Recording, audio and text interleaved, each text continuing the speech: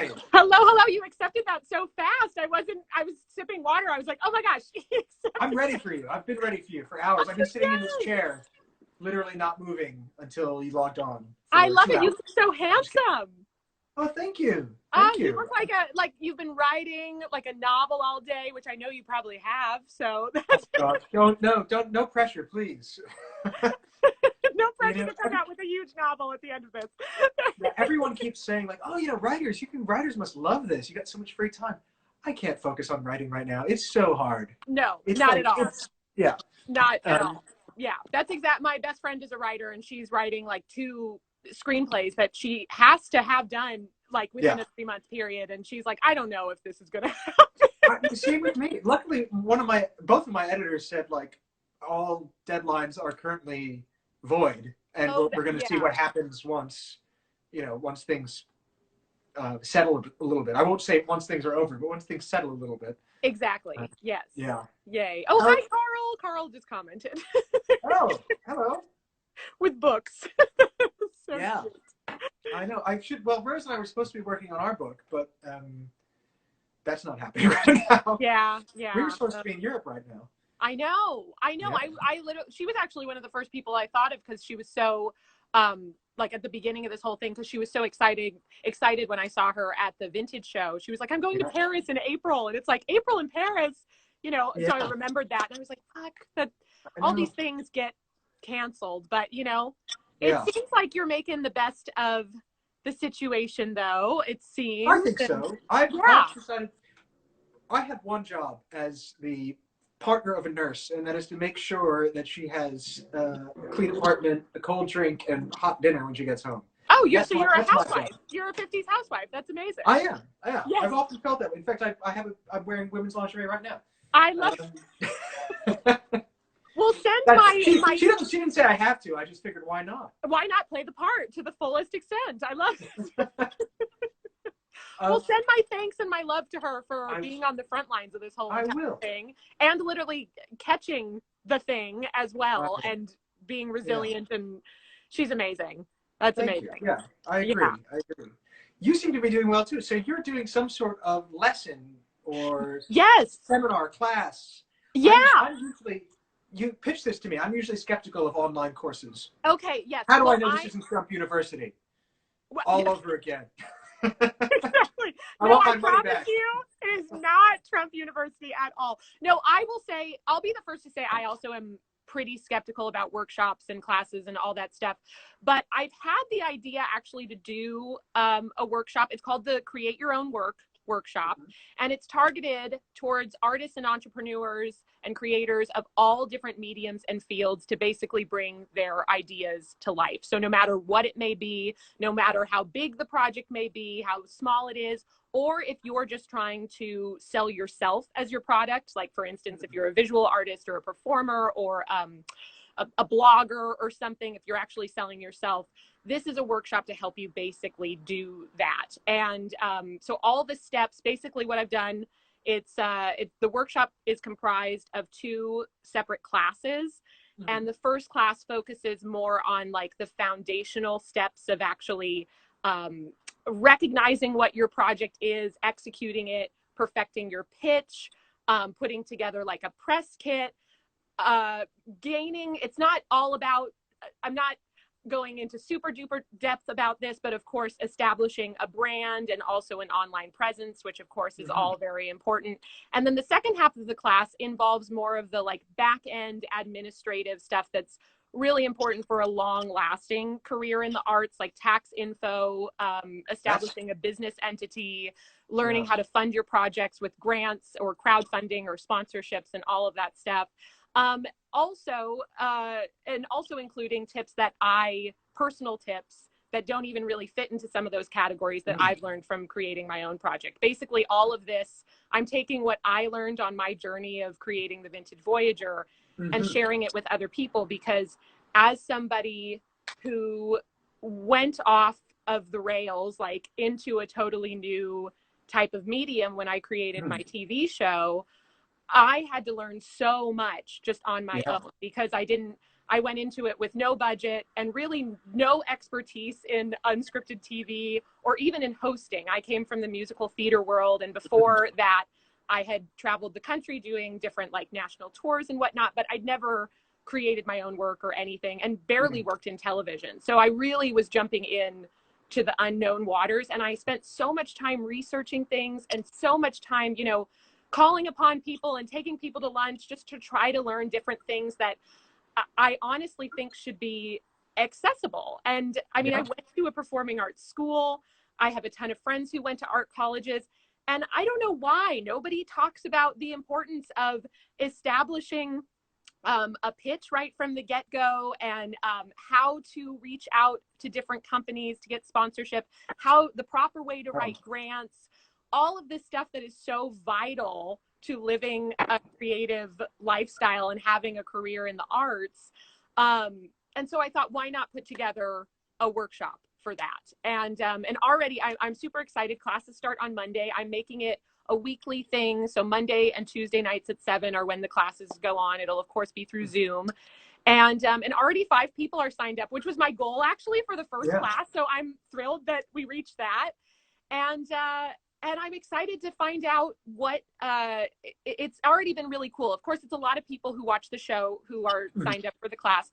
And, or I would say all of them watch the show, and they've already reached out to me with what they're wanting to create. A lot of people are vintage sellers. Some people are, you know, going into the visual art medium. It's really cool. So I'm thrilled. I'm thrilled to start putting it out there and giving tips. I've done some mock classes for friends and colleagues so far, and they all really like it. So I'm hoping that this could possibly be something. So, yeah. It sounds great. And I saw it was very, very reasonably priced. Yes.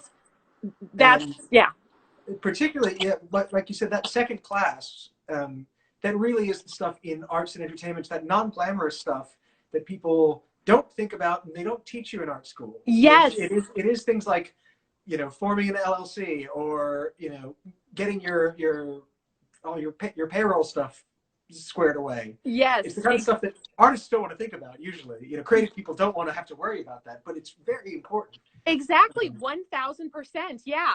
I mean, and I often find so many people have incredible ideas, but the thing that scares them is, of course, and intimidates them, is just not being knowledgeable on what certain terms mean and all of the work that might go into what they're doing. And so if I can make more people just confident on different, you know, business terms that are really important when it comes to creating your own work and everything, as well as like some of the trials and bumps in the road that might come along, then we can get more people creating. And there's, I mean, what better time to create than right now when we have an amazing amount of indisposable time on our hands. So it's like, let's just do it. So, so I'm quite excited. And yes, I priced it quite reasonably in my opinion, because I want people to have access to it. So, I mean, a few weeks ago I had, before stimulus check and unemployment and all that came in, I had nothing, barely anything in my bank account. So it,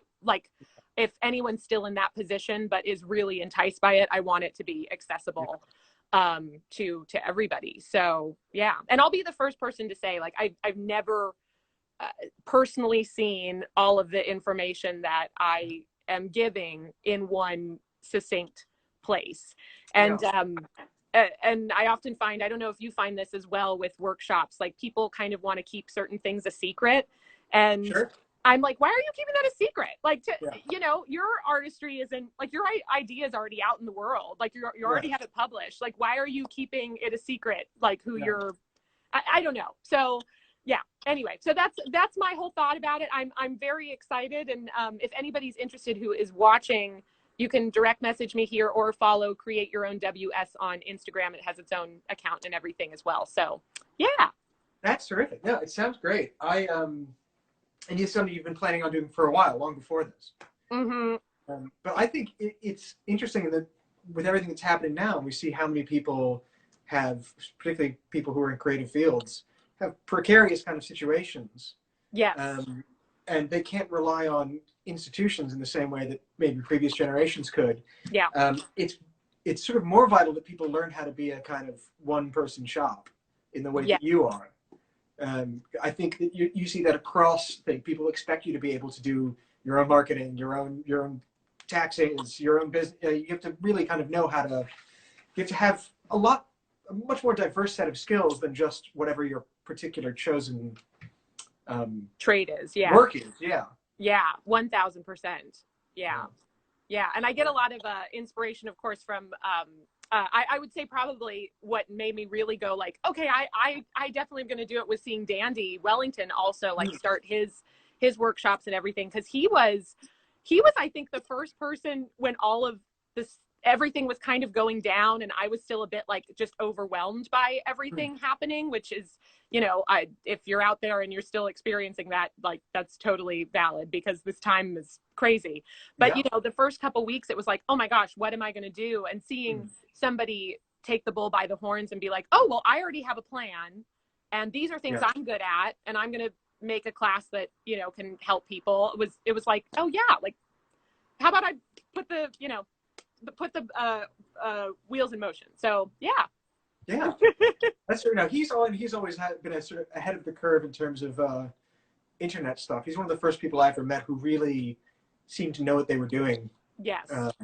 In that world. Yeah. And so, look, the reason you're qualified to teach a class like this is because of the tremendous success of the Vintage Voyager. Oh, thank you. I mean, from the first season to now, it's really transformed. It is you can just see it in the quality of it and the style it's done now and all that kind of stuff. Can you sort of walk me through the history of it a little bit? Yeah, absolutely. So similar to the create your own work but workshop, but heightened times 1,000, I kind of always wanted to make, or wanted there to be, I should say, an unscripted show about the world of vintage shopping. I've been vintage shopping since I was 10. I've always had a fascination with the past. We've, of course, talked about this a lot, but, you know, growing up, the thing for me was seeing old movie musicals, watching them with my grandma as early as I was like 3 or 4, and automatically just wanting to be in that world. I saw On the Town when I was 3 years old, and they're set in New York City and all this stuff singing about New York. Right. And my mindset was just like, oh my gosh, here's all these glamorous people in a place called New York, and they're singing and dancing and they're wearing amazing clothes, and I want to be there and doing that.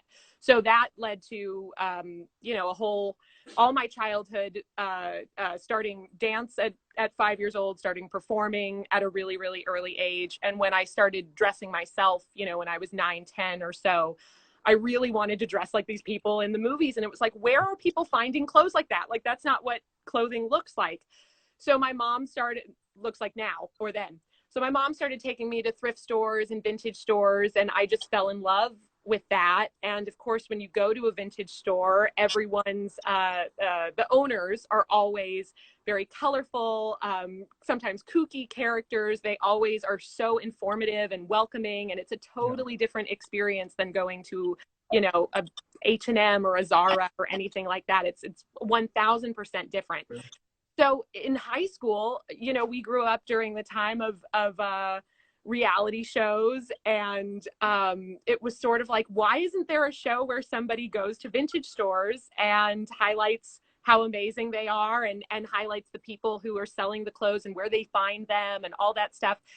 And I mean, I literally, I think, had that idea probably when I was 17, 18, and it was always like, oh, a cute girl should like host it. I'd love to watch it. And that stayed in my mind. Hey, I'm a cute girl. Exactly. That's me. But it took until I was 26, and I had already had a pretty successful career in the musical theater industry. I'd done a couple national tours and a couple off-Broadway shows. And I finally was like, you know what, let's put the pedal to the metal and actually do this. And as I said a couple minutes ago, I had no experience in unscripted television. I really didn't even have much experience in TV at all. Pretty much no experience in editing or producing or anything like that. But I just had a huge passion that I wanted to bring to life. And it was one of those things that was like, well, let's just jump in and do it. And it worked out really well. I'd done a production of Mary Poppins in the summertime, and I came back like in late July, early August, but then I was leaving for a Christmas show in October. And one of my really good friends at the time was kind of on the same schedule with his shows that he was in. And he was really skilled with a camera. He had a nice camera. And I was like, would you want to help me film this? And he was just like gung-ho, like absolutely. I wasn't paying him at the time. There was nothing I could like offer or anything. And he was just like all about it. And we ended up filming 7 episodes over the course of like a month. The first being at Another Man's Treasure Vintage in Jersey City, which it remains one of my favorite vintage stores, and I love them, and I live in their old apartment. Like, it's just a funny. I've been to that apartment. Yeah, Long before you ever lived there, yeah. Yes, it's a very funny, like full circle type of thing, and it kind of took off from there. The show started on YouTube, and had a little bit of success on YouTube. It was harder for people to understand exactly what it was because people kind of automatically assume vlog when you tell them like, oh, I have a show on YouTube. So people were thinking I was going into the store like with the phone, and not that there's anything wrong with that, but I was like, no, that's not what it is. Yeah. And but we had it up on YouTube for a while. When I went on when I started my job that following Christmas time, it was a national tour. So I said, you know, what the hell, why don't we film while we're actually on the road as well? And I got people from my cast to help us. So when we weren't performing, we were actually going to vintage stores around the country. It was great. I didn't have to pay, you know, travel expenses or anything for the second half of the season, or for the second season. And that's how the second season was made. But already things started to, I realized after the first season and kind of as I started to release the second as well, I kind of just realized more what I wanted it to be. And I really wanted to up the quality, up the content.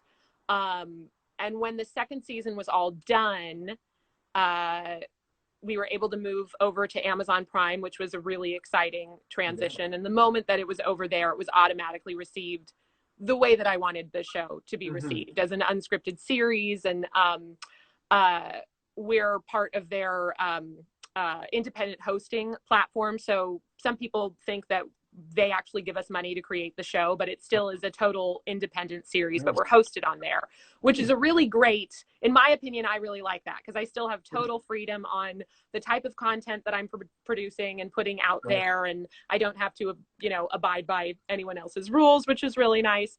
But long story short, how we got to this third season is after the first and second were all done and I was able to take a step back, I realized that the show, it still remains the only one of its kind, which I love. And I also really love the fact that it became about so much more than just vintage shopping and going to, you know, different stores and meeting the owners. It became a window into looking at vintage culture as a whole. So for the third season, I made a promise to myself that I would really delve into that factor a lot more. So I wanted not only to feature different stores, but also vintage enthusiasts, people who live the anachronistic lifestyle inside and out in their homes and their professions, everything, as well as vintage events, vintage car culture. And from here, it's been really amazing to see where it can go. We released the first 3 episodes of the third season back in December, and they've been received very, very well. The show has been submitted for a daytime Emmy in Emmy submission. So I'm super excited. I should actually be finding out very soon. So that's amazing. Fingers crossed. Yeah, everybody, please send the good luck.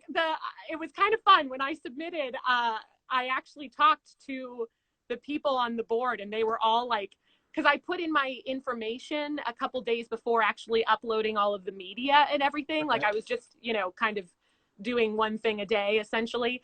And I didn't realize they could see on their end that I had started a submission, and they were like, who is this person? We don't know this person. So I was like, well, this is great that you've taken notice. Yeah. So fingers crossed about that. And the ratings for the show, everything with the show, we're number 2 on Amazon's Editors Picks TV list. So if you go to the homepage, you can see the show. It's you have to scroll down for a bit, but for a while we were like right in the right at the front. It was amazing. I mean, it was recommended to me on Amazon. I think really? because of the other things I watch. Oh, I love that. Yay. Yeah. That's awesome. Yeah. It's probably recommended to people who watch old movies and people who buy books about style and that kind of thing. You know? Yeah, it is. It's pretty cool. I hope it's the same. Like, I often check a lot, like, what Amazon, sorry. I often check, like, what Amazon puts in the recommendation section of our show.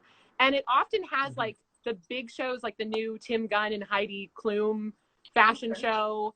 And it's like a continuation of Project Runway, but called something else. And, you know, there are big things listed with it. So I'm like, oh, I hope that when people watch that, they, like, go down and see our show. So it's, I don't have total control over all that. So it's sort of like a great gift when Amazon throws me a bone like that. It's great. Yeah, that's fantastic. So, yeah. And, but anyway, going back, so these first 3 episodes that are out, you know, they encompass, you know, not only wonderful vintage sellers, they have 2 great vintage enthusiasts, and then also our first episode on vintage cars. The second half of the season, which was set to release in the summertime, but has to be pushed back with, of course, all of this going on. It'll probably be released in the fall. I'm really, really hoping. I'm hoping early fall. That'll also encompass not only other vintage sellers and enthusiasts, but also our very first event, which you're going to be in it again, from Dapper Day, from last year's Dapper Day. So, which it's crazy that it's been a year since then now too. I know. It's wild. I would have never imagined when we were like running around filming all over the country that we would be this time a year later, we'd be just inside. Yeah. No one could have known. Yeah. It's interesting. So, I mean, the 3rd season is so exciting because it is, when you look at the concept on paper, you think, okay, 2 seasons of just going to vintage shops doesn't make any sense. You had to kind of bring it out of that and expand into something else in order to keep it fresh, right? Yes. So, 1,000%. Do you have other ideas for places you might take it? Oh, yes. Yeah. No, I have a lot of ideas. It's really cool looking at it in the scope of, I mean, when you talk about vintage, it's anything from 20 years prior and on. So you can cover anything and you can get more and more into all of the niche corners of that. So I would really, moving forward, I'd love an episode on burlesque. Would love an episode on burlesque and like vintage nightlife, essentially. I would love an episode on tiki culture, possibly an episode on motorcycles. There's a thing called, and this is kooky, but I would really love to highlight this. There's something called, I might get the name wrong, amphibicars. Have you heard about this? No, but I can imagine what it is. They're insane people in Florida who have turned. Carl and I tried actually to cover this already in the 3rd season, but we were not able to. Basically, people have taken old vintage cars from the 50s and turned them into boats. And they have a big giant, they have a big giant, Carl just commented, cars. They have a big giant event every March in Florida, only in Florida. And basically they take their boats out and they go all around and people come from miles to see it. And we were trying to get a hold of somebody who actually owns the cars and, you know, to actually go in the car and drive with them, be in with them. That's the only, that's kind of only how I would want to cover it. I wouldn't want to go and just take my chances. But these people are very secretive. They are very, like, their following is very small. I don't know how I really stumbled upon this research, but so different stuff like that. That's just kind of more of like a kooky thing, but it really does embody, because it's like you get talking to people and you're like, well, why the heck did you make this? Because there's always a deeper meaning. Like, why are you taking a classic car and turning it into a boat? And how did you even get into this? And what's the mechanics of this?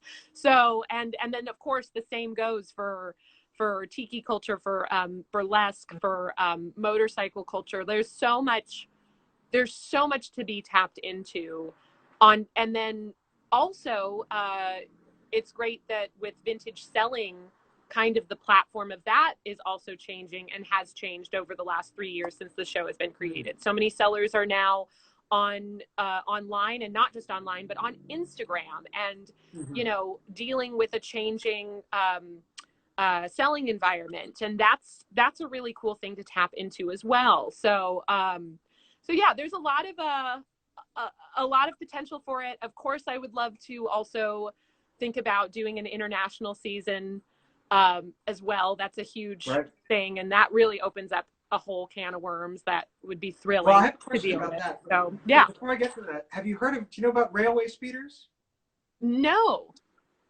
This is sort of like amphibicars. Okay, These tell are me. people who buy basically like you know those hand carts that you see in the old movies that go on the railway. So like something that size, but they're not the actual hand pushy ones, but something that size. But then they like decorate them and make them into, so they're railway cars. Like they're not a car though. They're not enclosed. They're open air, and they're like they're I guess diesel powered or something, and they build engines and they go on abandoned railway tracks around the country. And this is like another kind of weird secret society thing that people are building out using old railroads, basically. Oh, that's incredible. Oh my gosh, that's amazing.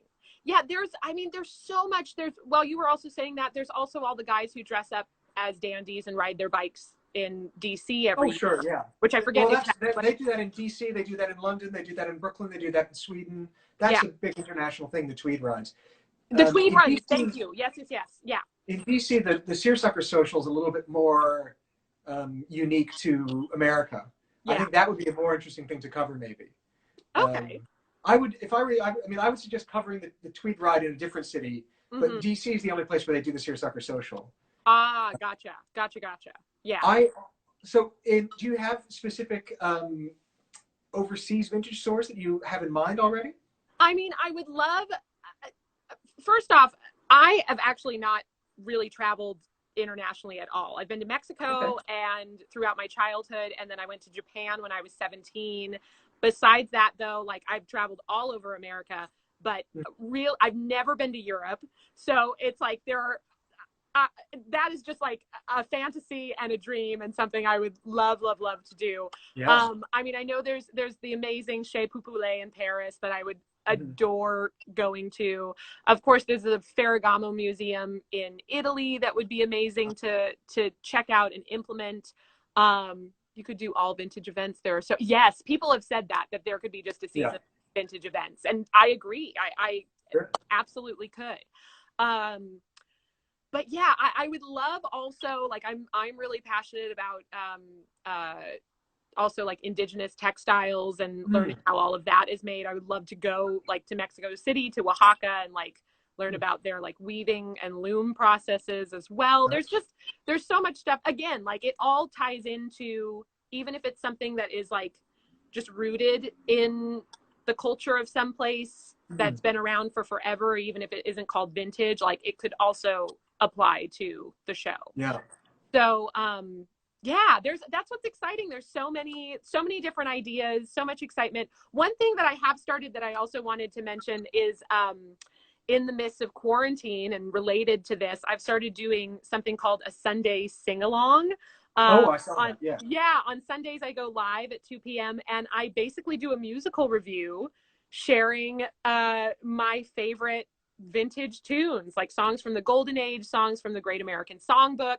And that has been so much fun, because that's been a really fun way of really incorporating my performance career and what I've always done and come from, but not necessarily the thing that everybody knows me as, and bringing it into this world, because like I said, that's what really made me fall in love with vintage in the first place. So it's been really fun to kind of find a way to add that into the whole thing, and into the whole realm of the Vintage Voyager, and who knows, maybe we'll be able to work something like that into the actual. You could have a dance number, a song and dance number in each episode. Absolutely. I've strongly thought about that. I've talked to Dandy about that, so we'll have to see what happens. But yeah, the sky is the limit. It's great to have a little bit of time now to really think about all the different avenues that could possibly, be. I've had a lot of people already reach out, at the beginning of the year, I had a lot of people reaching out about coming to different events and whatnot. Unfortunately, a lot of that was, of course, put on hold. So we'll see how things move forward and progress now that we're kind of in this different world and environment. But still, there's still so much potential and so much to cover. And it's awesome that at the moment, I'm the only one doing it. So yeah. in that medium, I should say. So yeah. That's terrific. I was just going to say, one of the best vintage stores I ever went to, I went with Rose in Japan, in Asakusa, and it was entirely the people who ran it, like the Japanese so often are. They were incredibly meticulous, detail oriented, and expert on everything. And it was really, they had stuff from several decades, but it was very much about the, I guess I don't know if it's the Showa period, the period when, I guess, that began in the 20s and 30s, when you saw a real fusing of Japanese and Western influences in fashion and culture in Japan. Yes. So the guys in kimonos and bowler hats and that kind of thing. Yeah. And it was just a fantastic little shop. I would love and then I also remember the vintage, I think it's just called the Vintage Showroom in London, which is probably the best collection of vintage workwear and military stuff and things like that I've ever seen. Wow. And that's the stuff that, I mean, that's because, you know, I come from tailoring and fancy clothing. Yeah. So when I meet people who are like as expert in things like workwear as I might be about, you know, jackets or something, it really kind of blows my mind. Absolutely. Yeah. I also can't believe I didn't mention like one of my number one ideas, and I can't believe I'm just remembering it now. I would love to do a Western wear episode. Oh yeah. To go down south to interview I know who he is, Cowboy Phil. I am obsessed with that man. Oh my God. Cowboy Phil and interview Nikki Lane. Yeah. Oh. Yeah. Have you seen, I'm going to literally like have an orgasm. Have you seen the mask that he's making and he's going to sell soon? And he like hasn't. Have you seen this? No, you mean, what's his name? For Union Western. Union Western, I'm thinking Atwood. I'm thinking Jerry Atwood. Yeah. I mean. No, those are incredible. Tomato. I mean, not tomato. Everything, I'm like it all gets me so excited. You and I went to you were the speaker. I went to that Western wear event that you spoke at. When you do the Western wear episode, I'll write some stuff down for you, some suggestions. Yes, absolutely. Yeah. I mean, you can just be in it with those gorgeous ostrich cowboy boots that you have that I'm obsessed with. They're not vintage, though. Those aren't? No, I can very rarely find vintage. I have very large feet for my height. I'm like an 11 and a half. So it's hard to find shoes, especially cowboy boots and stuff in my size. That's really true. Yeah. It's tricky. I have one pair of vintage cowboy boots, but I mean like vintage as in like they probably were made in the 90s. Like they're not, you know, exactly. Yeah. It's hard to find them, some that aren't like, you know, super loved. So, and ready to just be. That's true. Yeah. It's hard to find stuff that people are taking care of sometimes. Yes, exactly. Do you, what about theater and acting? Are you going on auditions? Are you before this and everything, is theater still a part of your life? It is. It's interesting. It's something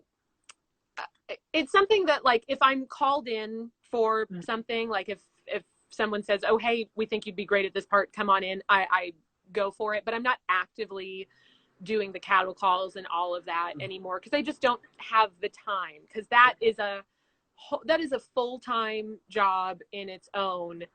And it's very difficult. It's, you know, if you've seen Smash or like that show that was on years ago, or there aren't too many shows that really depict it in a true sense. I had the idea long ago to do a show about people, about musical theater performers and the process of the auditioning world, because it's bizarre. It's very antiquated as well.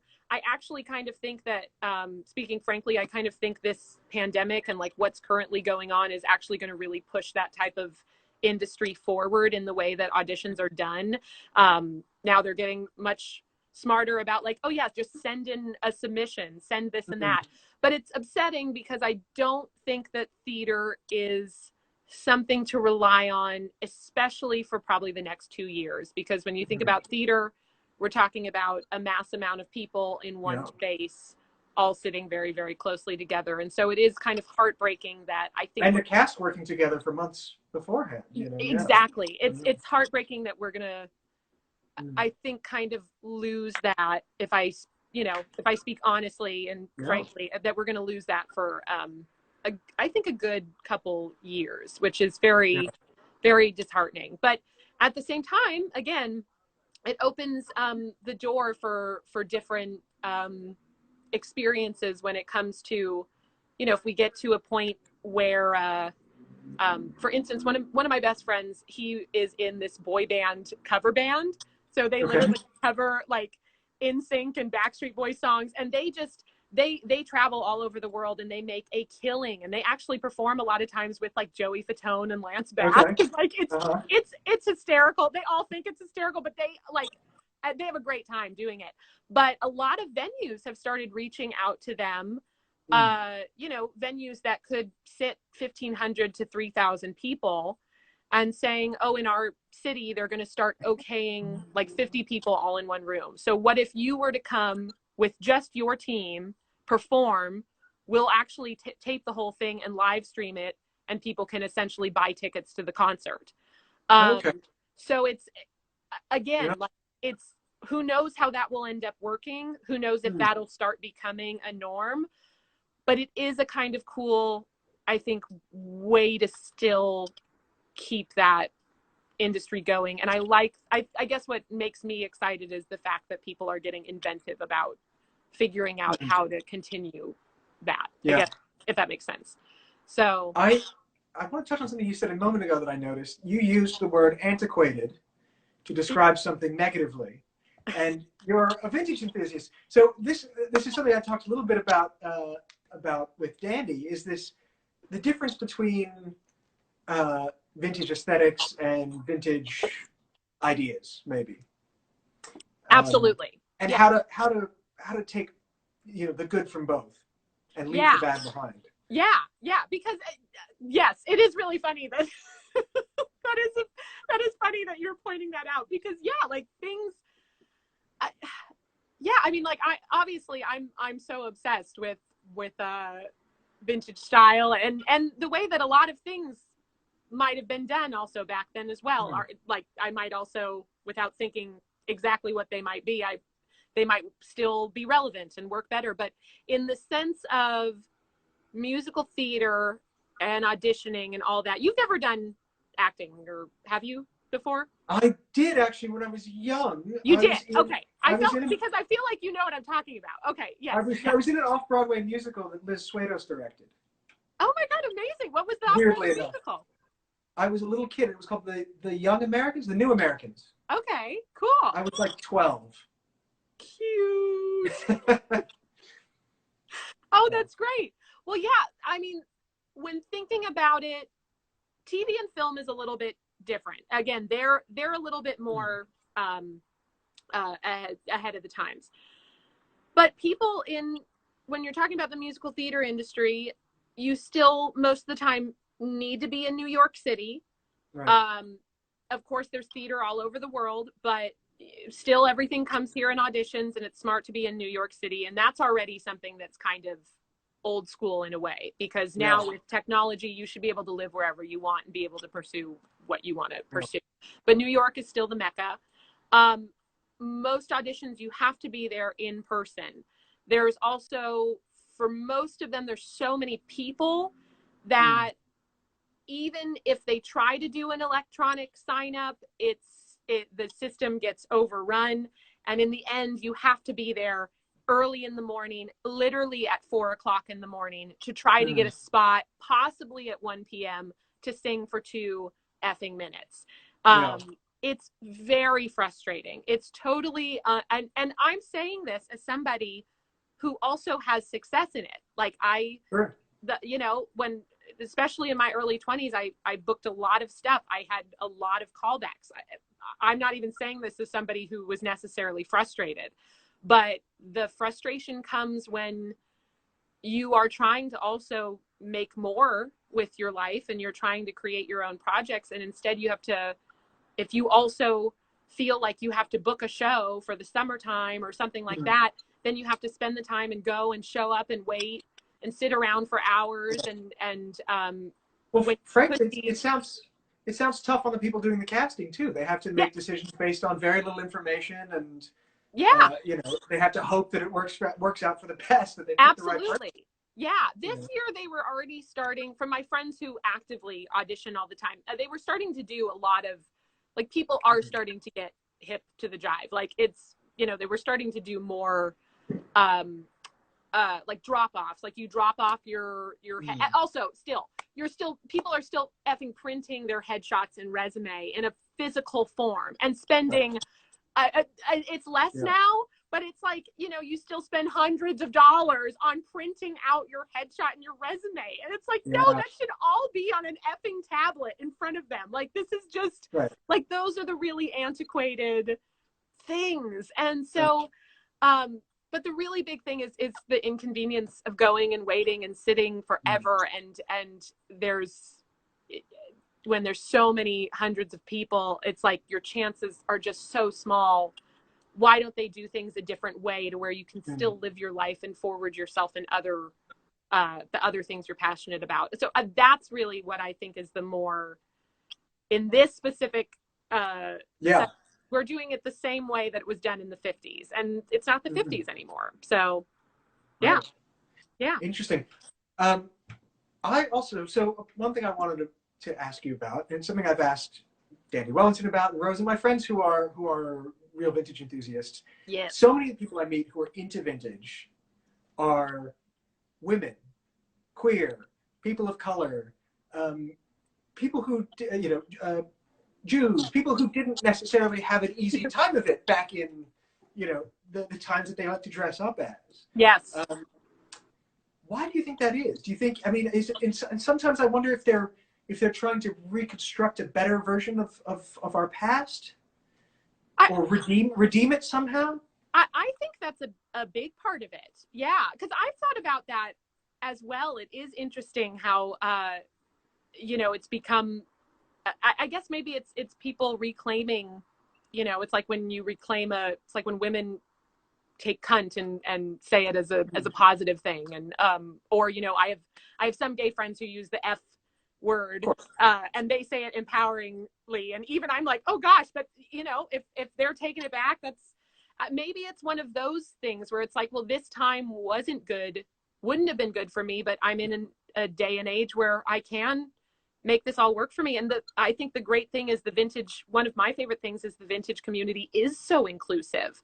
So it's worked in our favor, that it's like, you know, it's all about being a female entrepreneur, a queer entrepreneur, you know, creators, paving your own way. So it is it's a really interesting element, but I think it does have to subconsciously, whether we realize it or not, it has to do with reclaiming things. Because exactly, I watch, you know, growing up, I watch movies, you watch like Pillow Talk, and they I think I'm getting the movie right.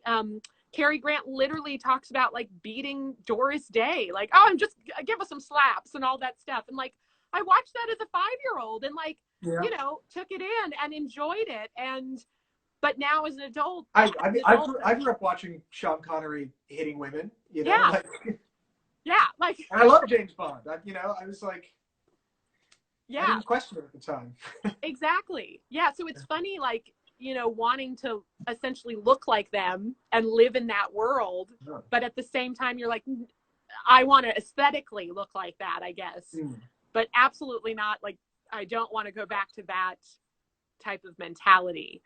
Yeah, it is fascinating. It's one of those, you know, like backwards. Yeah. Since you can't see my tummy, I rubbed my breast. That's okay. Feel free. This is for fans only.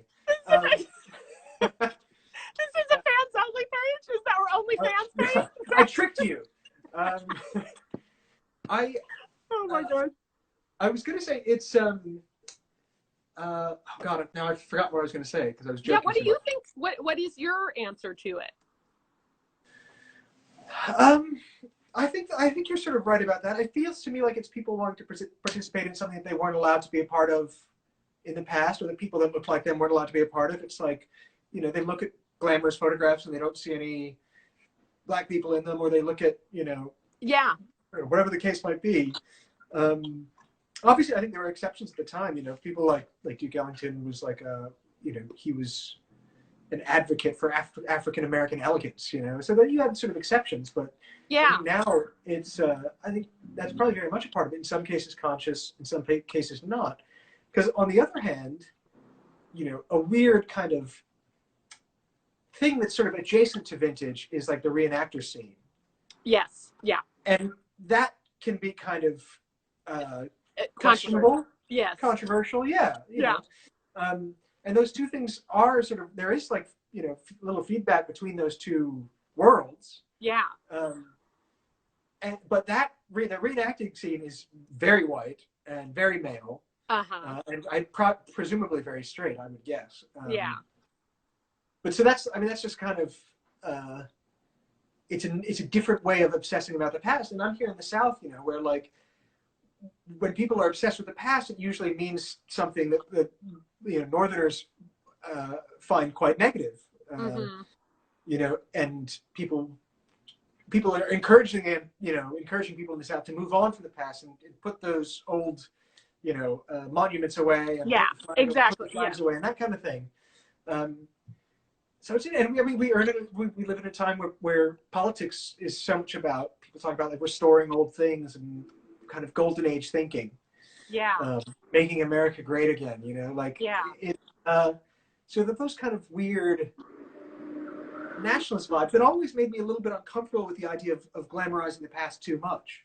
But I think you're right about maybe the potential of people reclaiming it, or you know, grabbing a hold of it. As long as people, you know, I think people are questioning these things more now than they used to. Yeah.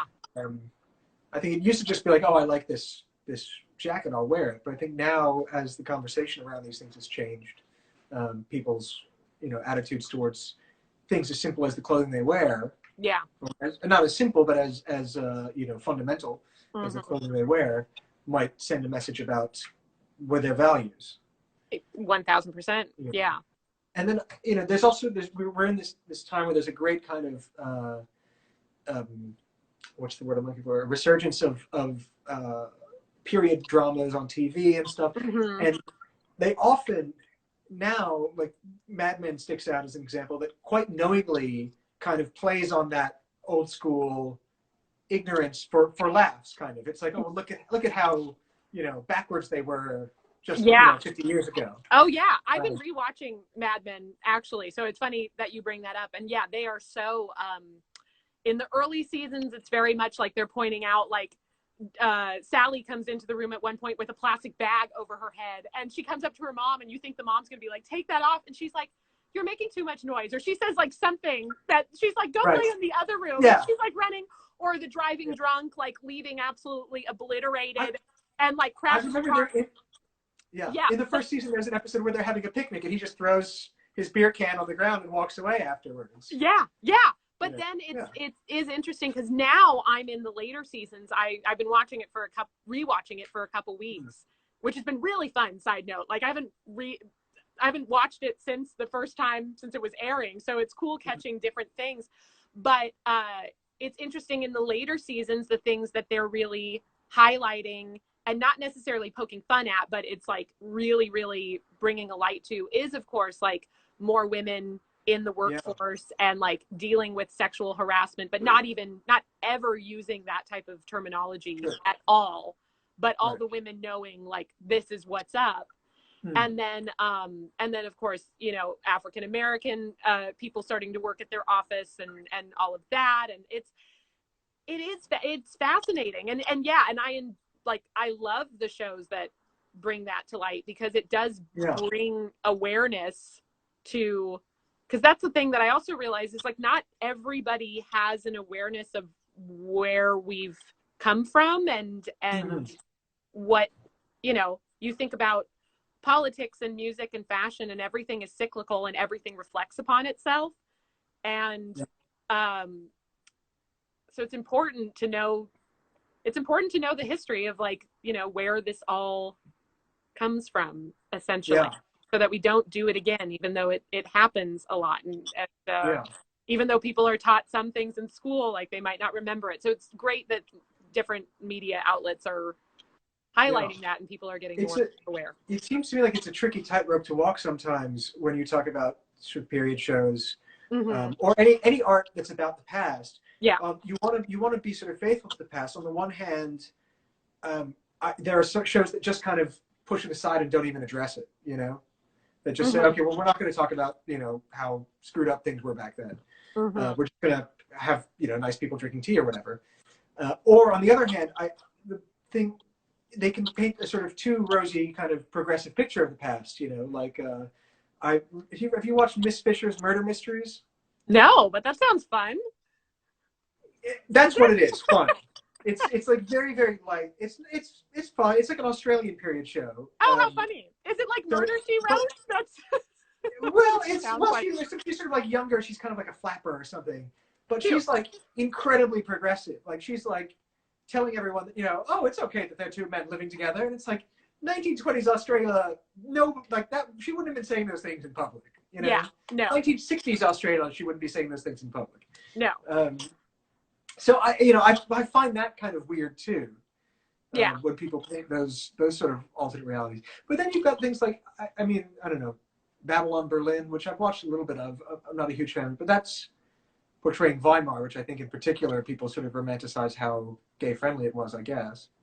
Yeah. Well, I think also it has to do with, you know, when you read certain memoirs and novels and whatnot, I think it also maybe because there were definitely those people in the past, of course, and they probably, for those who were outspoken and speaking freely and whatnot, when you think of like Sally Bowles in Cabaret or you know, Holly Golightly or whatnot, in their little circle they were being free. But I don't know if necessarily if you plopped them in the middle of if you plopped that type of person, this hypothetical person, in the middle of wherever in 1920s, that they would be as fine as with saying like, oh yeah, we all sleep together, and like they sleep together, and I sleep with them, and blah, like, you know, I don't know if but in their own little world, sure. And essentially that's where I think these stories come from. Hardly Alice Official said, but period dramas seem like they leave cues to how the past differs from the present that fashion might not. Leave cues. That's a good point. I think, yeah, well, I think maybe fashion's takes a little bit more kind of knowledge to read. You know, a period drama, because it's multimedia, it's acting, it's art direction, it's all these things, it's writing, there's more information coming at the viewer than someone, you know, looking at the way someone dresses. I think that the way people dress might sort of, for people who aren't like sort of fluent in the language of clothing, like some of us might be, I think it operates on a much more kind of maybe subliminal level, or just kind of it's something that like enters subtly into the mind, instead of just being like, oh, this is how people were back then. When you look at the way people dressed back then, you might not get the same kind of information, maybe. Yeah. I also find this might be a weird way of thinking about of a response to what she's talking about, but I also find that I feel like people want to keep it a secret that like fashion is cyclical, and that you know, the new trends that we see are the designers are going to vintage stores and taking what they find. I mean, I have been doing that for a long time, forever. I cannot tell you how many vintage owners I know who are like, oh yeah, this huge person and their team came and bought X, Y, and Z, and the exact thing was on the runway. It's like that happens all the time. And the example I always bring up when people sort of, you know, they talk about, oh, you know, in the 70s, the 40s were really popular, and, you know, this kind of thing. The 80s, the 50s were really popular. Yeah. Oscar Wilde was dressing like he was from the 18th century. And he was living in the 19th century. Yes. He was, you know, someone as sort of luminous in the world of dandyism and fashion and that kind of thing, was vintage in his time. And he was very vintage, in fact. And he was sort of obsessed with medieval clothing as well. So I think people don't realize just how far back that obsession with vintage and the past goes. Absolutely. Yeah. Well, people are always, it's like one of my favorite movies. The point of it is, which it's like, this is controversial because it's a Woody Allen movie, but I love Midnight in Paris. And the whole point of the movie is that like people are always, there's always going to be people dreaming about another time that has passed, thinking that it's better than the current one that they're in. Absolutely. But in the end, like, this is the time that you're in, and you got to make the best of it. And and luckily there are, if you want to do it in the way you wear your clothes, you can bring that aesthetic with you. So it's but yeah, I kind of feel like mass media, while there's articles about vintage shopping and whatnot, you know, in Vogue and everything, I feel like there's also just a level of like where they just don't want the common person to know, like, hey, this whole entire season is actually just reminiscent of what you could buy in a thrift store. It's very interesting, or I don't know. It's an interesting bit. Well, I think the designers who are best at it are the ones who can take it and make something new out of it. You know? Exactly. Yeah. I'm not saying that's every, there are amazing designers who are doing, you know, brand new things that I've not seen before, and they're paving the way. But a lot of times it's like, you know, I'll see a fashion show and I'm like, okay, so really, so it's interesting, but yeah. I wish we had more time to talk, but I think we're going to get cut off in a minute. I feel like we could talk for ages about vintage and things like, you know, the environment and why vintage is important now for sustainability and all that. But fortunately, we got to go. Maybe we could do this again if I run out of guests and get to double back. Exactly. Yes, I'm sure you've done this with everybody. This was so much fun, and it was so quick, and like, it felt quick to me, and it was such a blast. Yeah, it's probably smart that Instagram forces us to quit after a little while. Otherwise, we run out of batteries and friends. I know, how dare they? But I hope you tune into to the Sunday Sing Along this Sunday. It's at 2. I think you'd really like it. It's a lot of fun. With all of the viewers. And then if you're interested in creating work, hop on over to the Create Your Own workshop. It's Create Your Own WS, the account. You can sign up for a class. And can I post this on YouTube? Absolutely, yes. Perfect. Thank you, Allison. Absolute pleasure. Oh, yes, it was so much fun. Thanks, Natty. Continue to stay safe and healthy. You too. Night, I'll night. see you soon. Bye.